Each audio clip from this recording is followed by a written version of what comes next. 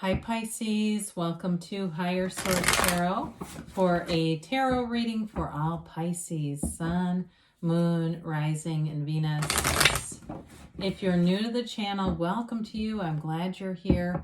I post new readings every Friday, then again on Monday. So if a reading doesn't resonate, you can check back in a couple of days.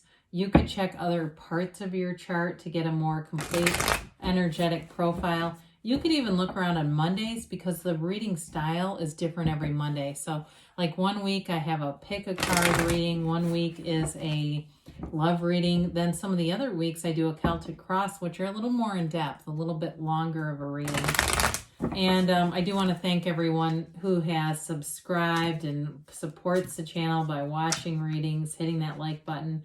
And if you like tarot and you haven't subscribed yet to Higher Source Tarot, I'd love to invite you to join us and subscribe. All right, let's get the advice for Pisces, Sun, Moon, Rising, and Venus. What does Pisces need to know, please? Okay.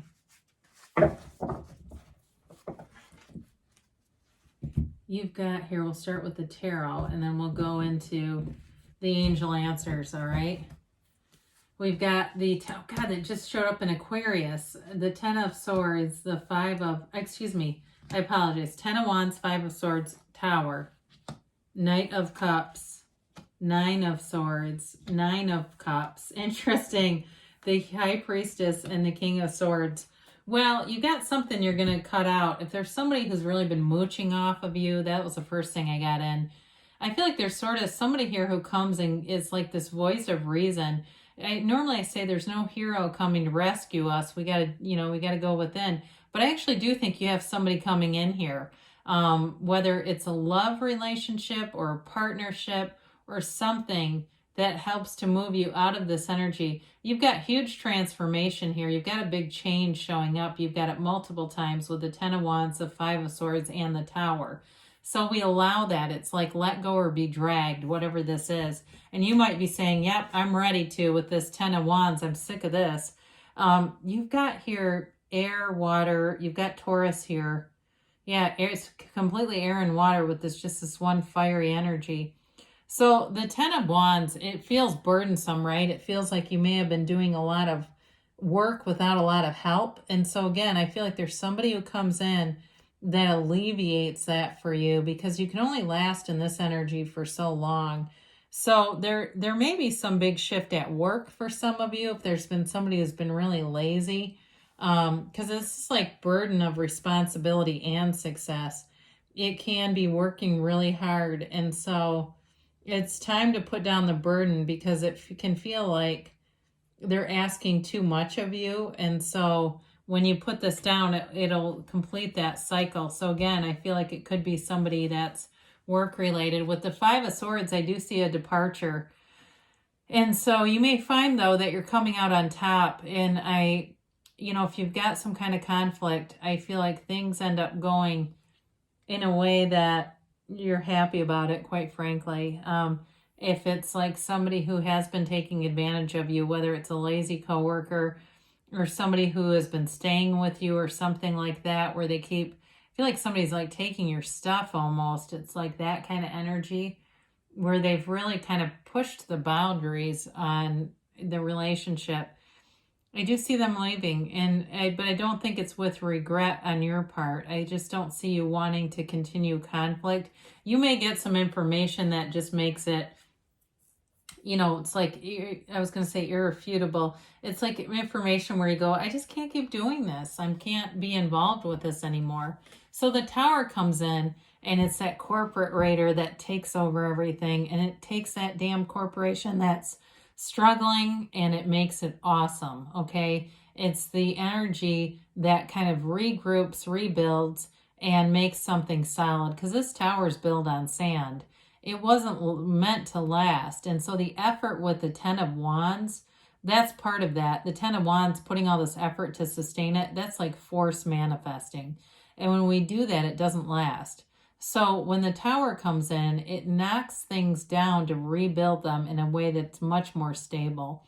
It is an energy, though, of it can really knock you on your butt. It's like it comes in and it's like, you know, it's for the best, but it's hard to accept. And that's why I say let go or be dragged, because the universe comes in and knocks that crown of the ego right off. But the thing about this, I do like, you've got the yod, so those little yellow droplets. Those are the first letter of the name of God in Hebrew. So they're gifts. There's going to be gifts out of this situation. And so with every ending, there's a new beginning. There's a new chapter. And for somebody here, I know this is kind of random, but I feel like they're going to be doing some writing based on this situation. It seems almost like a short story or book or something, a small or, shorter book. And it's kind of funny and ironic and pithy. And I don't know, but again, that may only be for like one of you here. So I mentioned you do have somebody who comes in, somebody comes to save the day. And I feel like it does bring in this wish fulfillment, this happiness. And even with the tower, it's like this is all connected, right? This big push brings in something so much better and more stable. So if it's a relationship too that ended, you've got somebody here that shows up that's such a better fit.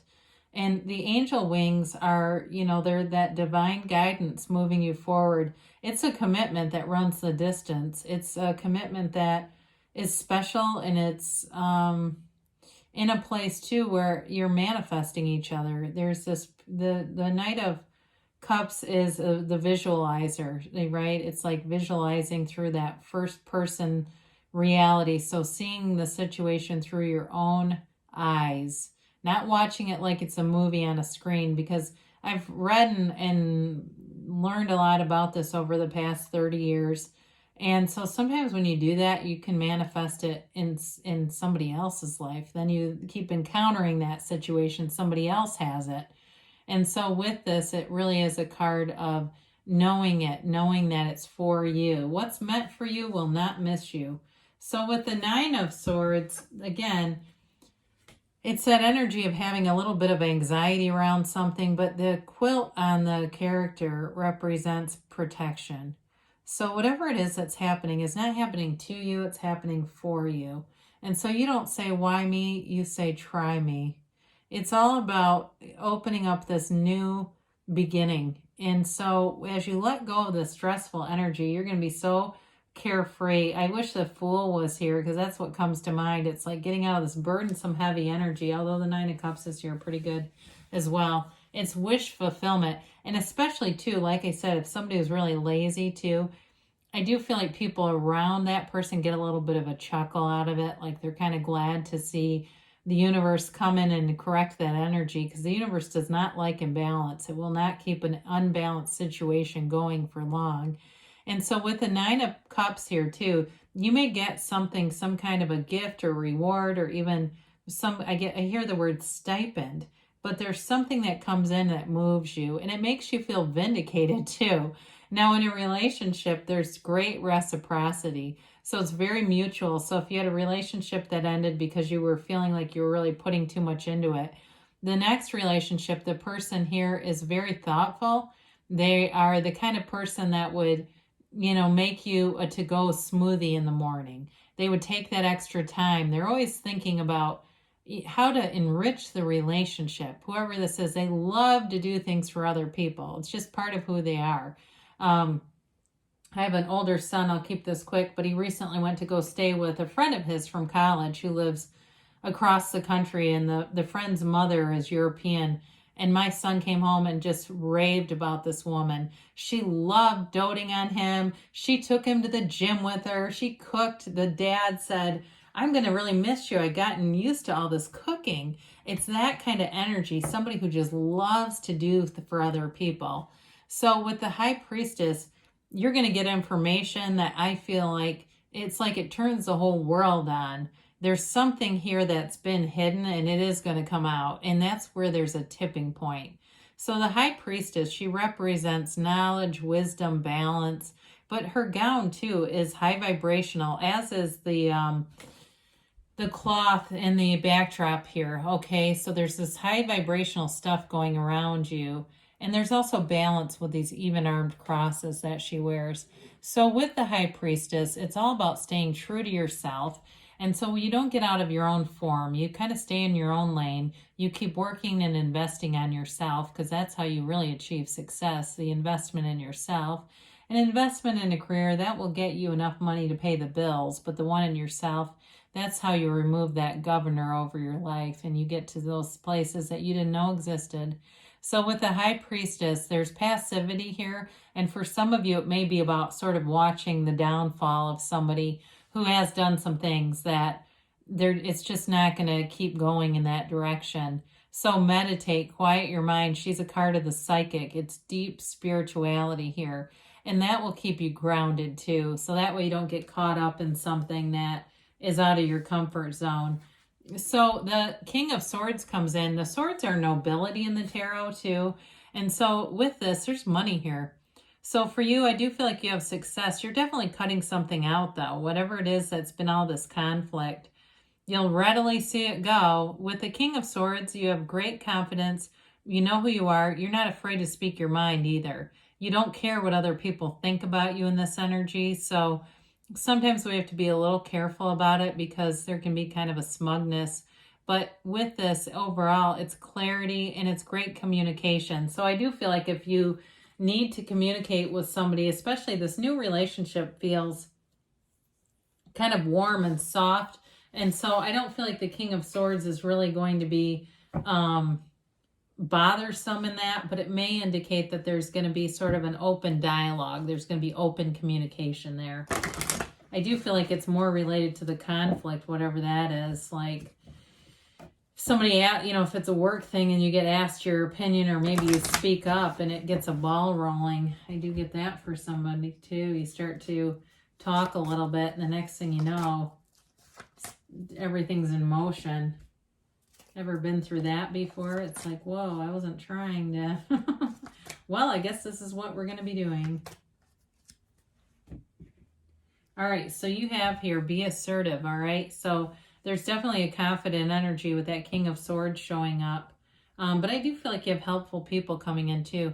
You've got abundance. So there's new growth and opportunities all around you. And you've got a golden opportunity here. We just said opportunity. That's funny. And you've got here, take action. So you're moving forward. Don't be shy about the action.